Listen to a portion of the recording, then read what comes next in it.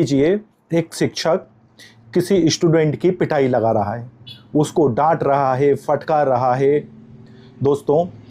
उसको सजा दे रहा है। अब यदि वो शिक्षक पल भर के लिए ये सोच ले कि हो सकता हो कि इस बच्चे का घर का माहौल ही पढ़ाई वाला ना हो,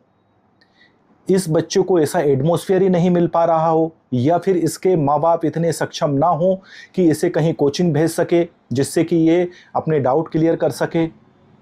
हो सकता है कि बच्चे पर घर की जिम्मेदारी हो, आर्थिक स्थिति सही ना हो, इस वजह से वो पढ़ाई में पिछड़ रहा है,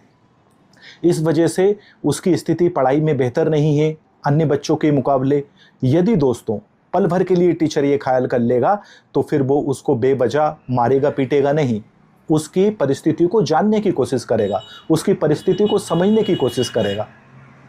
मिलेंगे यदि एक पेड़ को समय समय पर खाद दिया जाए, सूरज का प्रकाश उसको मिले, पानी मिले, तो दोस्तों उसमें फल फूल लगते हैं। इसी तरह से हमारे मस्तिष्क भी तभी काम करता है दोस्तों कि जब उसमें अच्छा इनपुट डाला जाए, तभी तो उसमें से अच्छा आउटपुट निकलता है, तभी तो जीवन में बेहतर परिणाम देखने को मिलते हैं। कोई बच्चा है दोस्तों, यदि आप उस बच्चे से कहते रहोगे तू तो निकम्मा है, तू तो बेकार है, तू तो निठल्ला है, तू तो बेकाम है, कोई काम का ही नहीं है, आलसी है,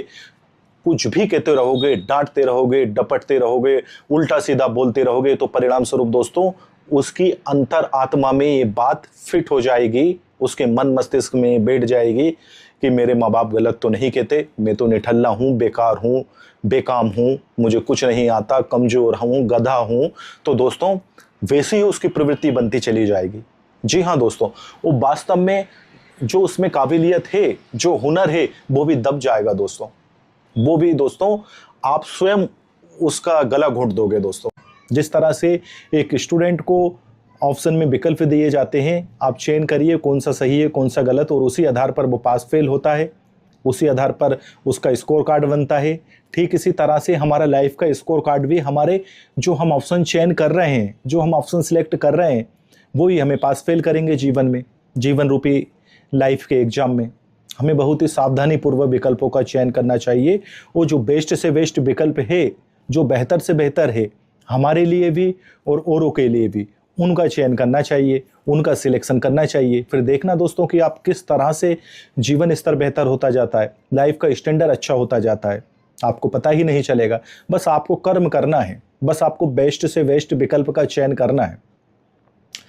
तभी जाकर दोस्तों जीवन एक सही रास्ते पर दौड़ेगा। अन्यथा कि यदि मीठी चाय पीना है